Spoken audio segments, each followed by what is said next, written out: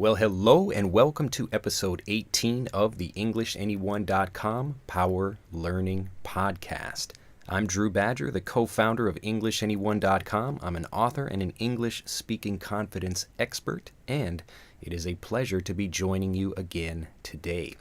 I hope you've been enjoying all of the podcast episodes. Be sure to visit EnglishAnyone.com where you can listen to all of them, including this episode, and you can also listen to them on YouTube and iTunes as well. Well, it's kind of a rainy day. Actually, it's a very rainy day here in Nagasaki, Japan, so I'm kind of stuck inside. I really wanted to go out and play some basketball today, but, well, I guess I won't be in here recording this, but I'm really excited about this episode. It's going to be a great episode with a lot of things I'm interested in, plus a lot of great tips that'll help you get fluent in English faster. So what will we be talking about today? Today we will be discussing video games and specifically speedrunning video games and how that can apply to English learning and really getting fluent in English faster or doing any skill it is and you want to be able to achieve successful results much faster. So let's get into today's episode. Now, before we get into video games specifically, I wanted to kind of answer a general question that a lot of people have. It's a discussion that comes up a lot between English teachers and also learners, or kind of just language learners and educators in general. But is there a specific best method for learning a new language? Now, I'll just come out and say very clearly and quickly that no, there is not one best method, but I will say that just because there isn't one best way to do something, that doesn't mean that there aren't different levels or different approaches where something can be better than another thing, depending on what you're interested in doing and also who is doing the learning. So as an example, let's say I want to travel from Florida to New York.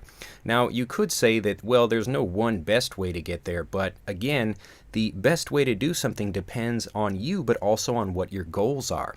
So if you want to see every single inch of the country from Florida to New York, maybe walking is going to be your best bet. So again, we have to be very specific about what we're talking about here. Now, what I do at EnglishAnyone.com is really help people focus on fast fluency and then learning how to build speaking confidence so they can get out and practice on their own and do lots more things and achieve the goals that they have much faster. So if in the example of traveling from Florida to New York, if you say, well, I really just want to get there quickly, I would probably recommend you take an airplane for that. So again, you have to think about what your goals are, and then from that goal you can decide on the actual strategy, and then that's when you kind of move from there and can begin doing whatever it is you want. So remember to be very clear and focused when you're deciding about what it is you want. And the more clear you can be about the goal you have, the more specific the things and the advice that you can receive and the actual tactics and strategy that you can use when you're trying to get there. So in total, in sum, even though there may not be one best way to do something, there really is a best way to do something for a particular person in a particular situation, depending on what the goals are. Even Master English Conversation, it continues to evolve as I learn more. So as I can talk with new members and learn more about other people that are interested in becoming fluent, I can learn more from them and how they like to learn, and also, learning more about the science behind fluency to continue improving the lesson sets.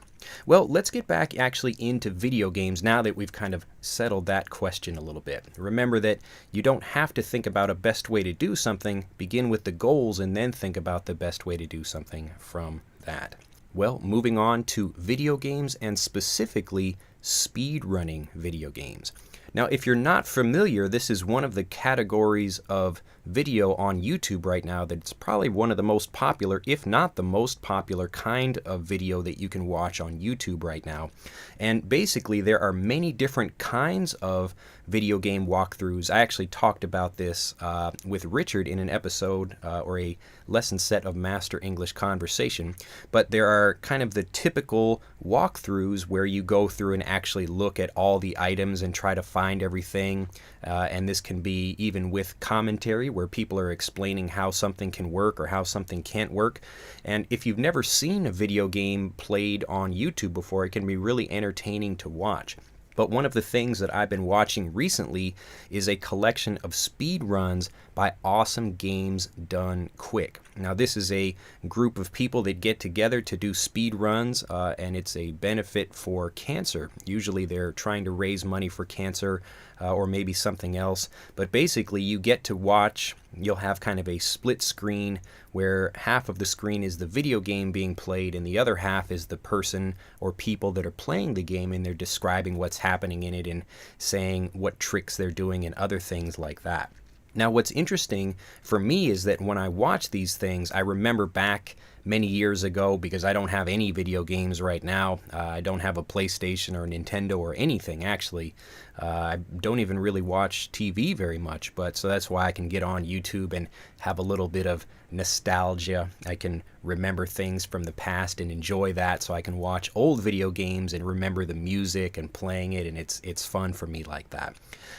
But watching now these Awesome Games Done Quick, these speed runs, this is where people try to use the kind of glitches, and a glitch is like a problem in a game, like if you move in a certain way and the character flies up in the air. The game isn't designed to do that, but sometimes you can trick the game into making it do weird kind of things. So that's what a speed run is. The speed run is basically, again, trying to move from the beginning to the end of the game as quickly as possible, and within that you can do maybe something like a 100% speed run where you try to do everything, or you just try to complete the game as quickly as possible.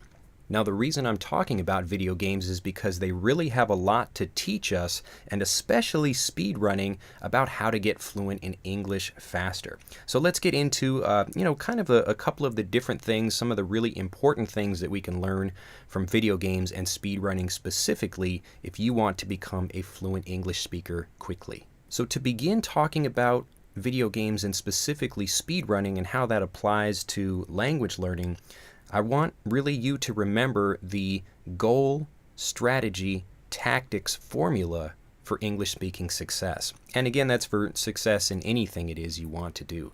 So you begin with the goal, just like traveling from Florida to New York earlier in this episode, and then you decide on the strategy and the tactics after that.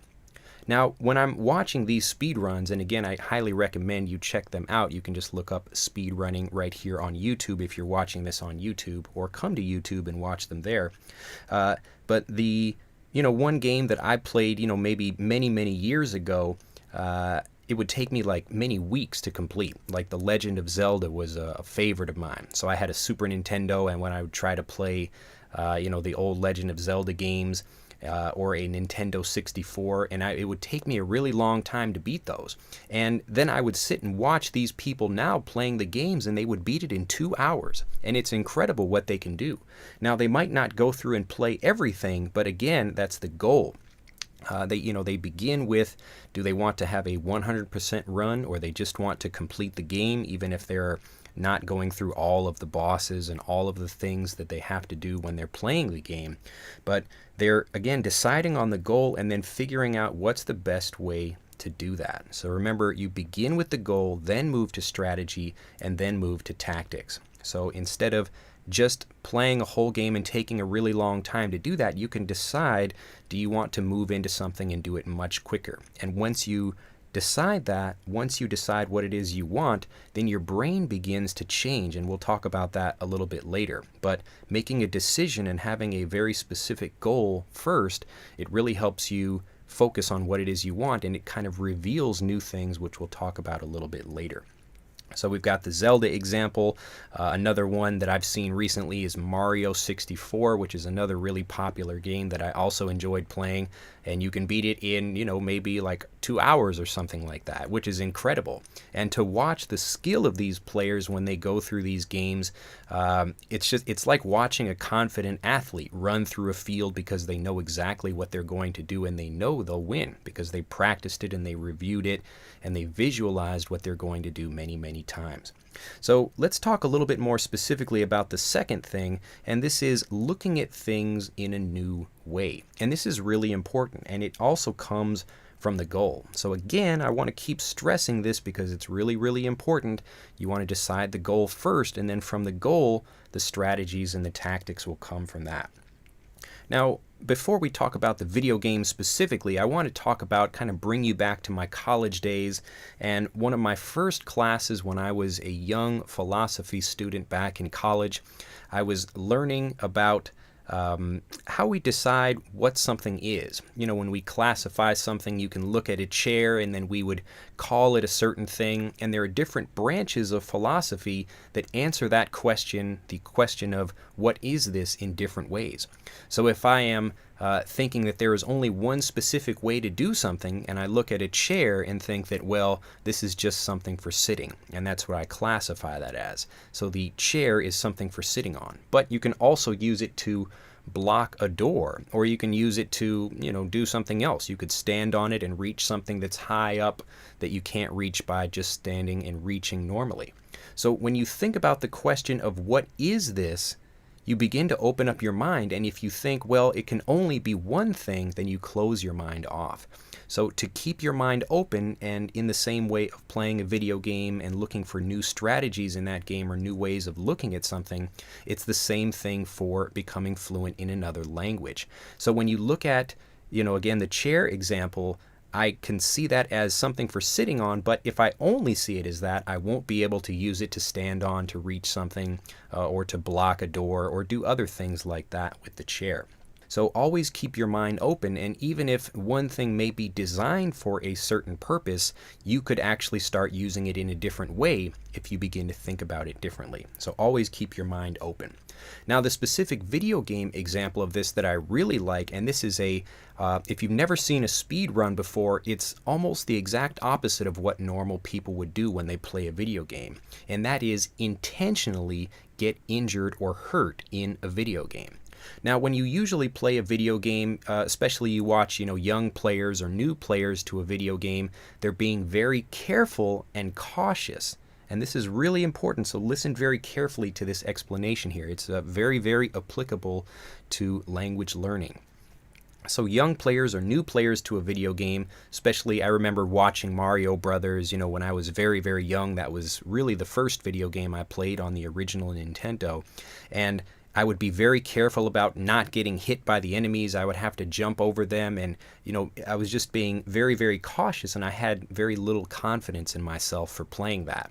But watching players go through and play a video game now, sometimes they will intentionally get hit to give them a speed boost where they're trying to move from one area of the game to another. Now, what's interesting about this is that they're intentionally getting injured in order to do something, which is the exact opposite of what most players would do.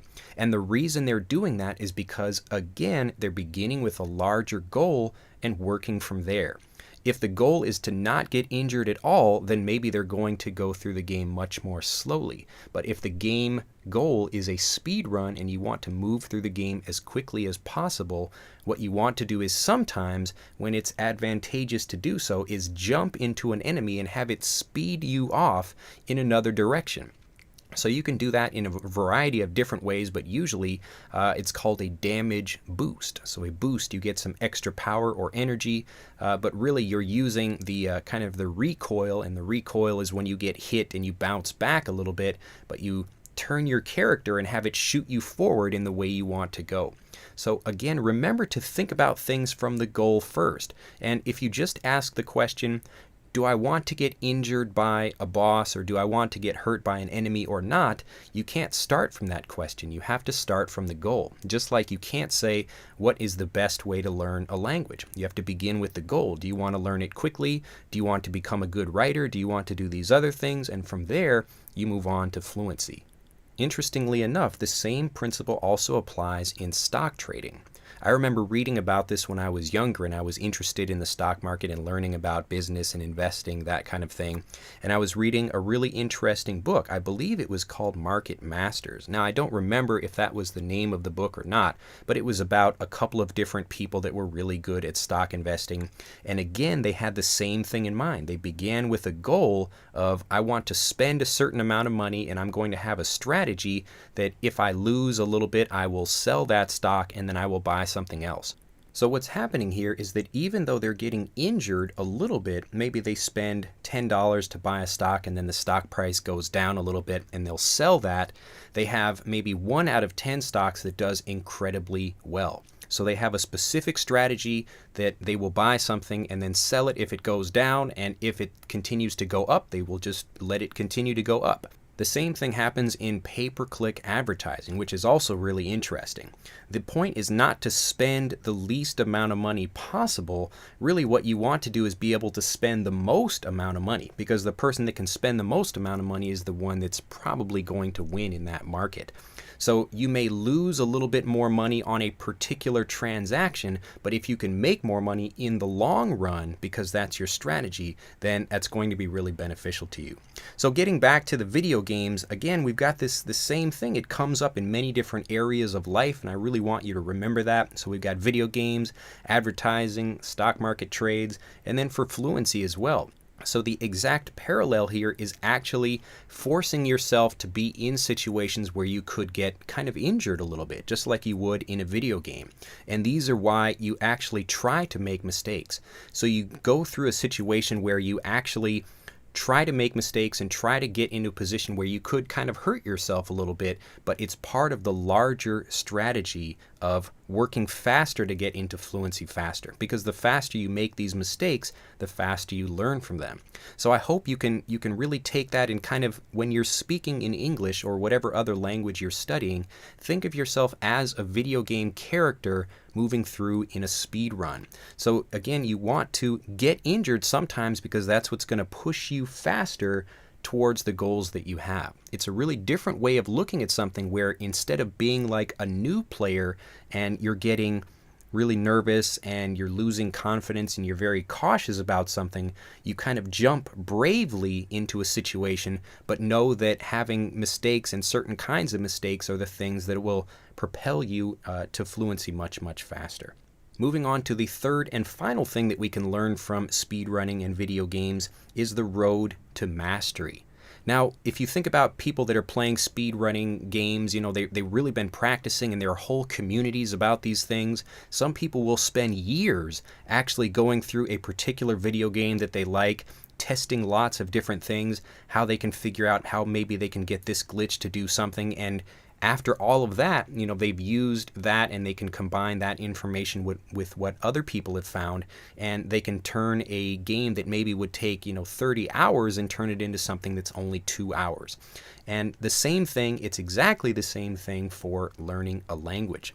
When people talk about repetition being the key to learning and the key to mastery, it's important to remember that mastery doesn't mean doing the exact same thing over and over and over again, because that can get boring. What you want to do is take something that you're really excited about and start experimenting with it.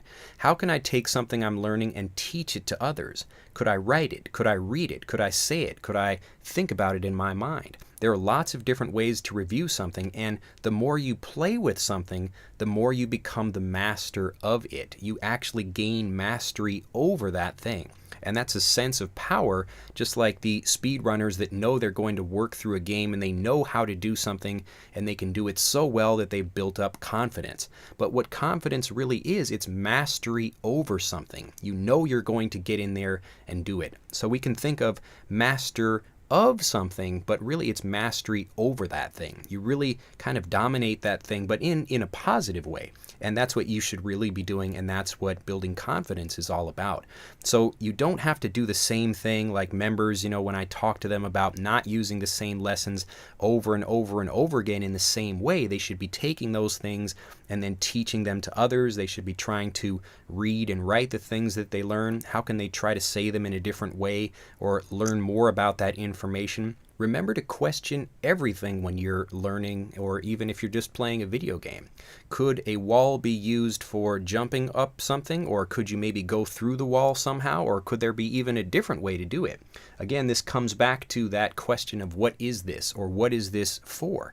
Is the chair used for sitting, or is the chair used for, standing on so I can reach something?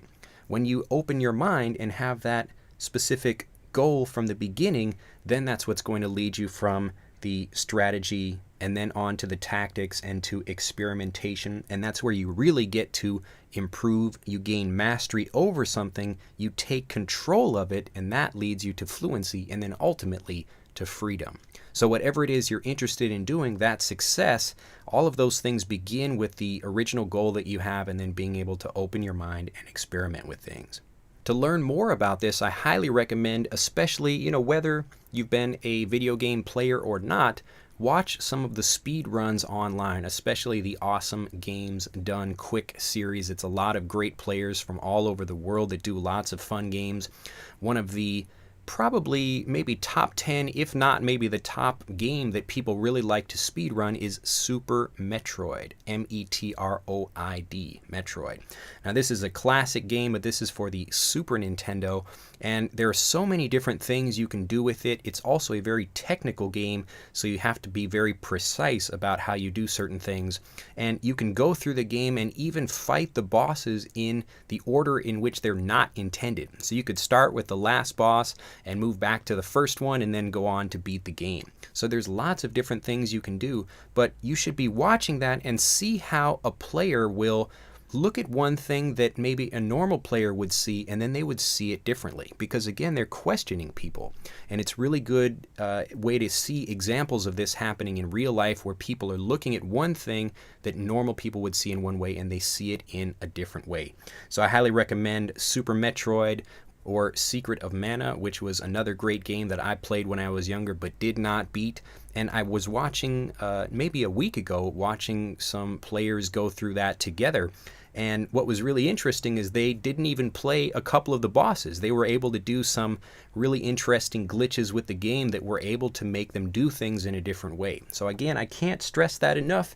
I'm going to be saying this over and over and over again because I really want you to remember it. Mastery is all about beginning with the goal first, then moving on to the strategy. Decide what the specific goal it is you want, and then move on to how you can think about the best way to do something.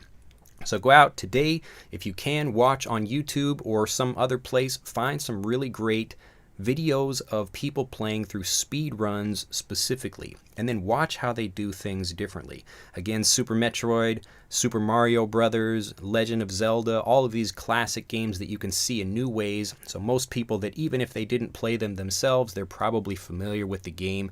But to see somebody that's really done something, that's a master of something, just like a master of a different language, the person that's done that, they've gone on to experiment and they've gained mastery over that thing, and that's what gives them confidence.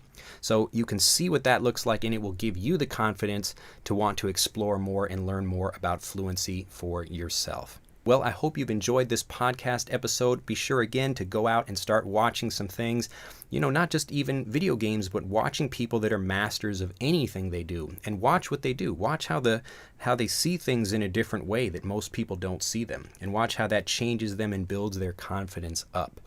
And if you're interested in learning more about how you can speak confidently faster and have better conversations with people, have a lot more friends and a lot more traveling opportunities because you have the confidence to go out and speak, I highly recommend you try Master English Conversation. You can click on the link right here in the video or below the video if you're listening to this on mobile, or if you're on iTunes, you can come back to EnglishAnyone.com and check out Master English Conversation there. It is specifically for people that really want to get fluent very, very quickly and that want to know the exact strategies and tactics that will help them do that. So if that's your goal, come and check out Master English Conversation.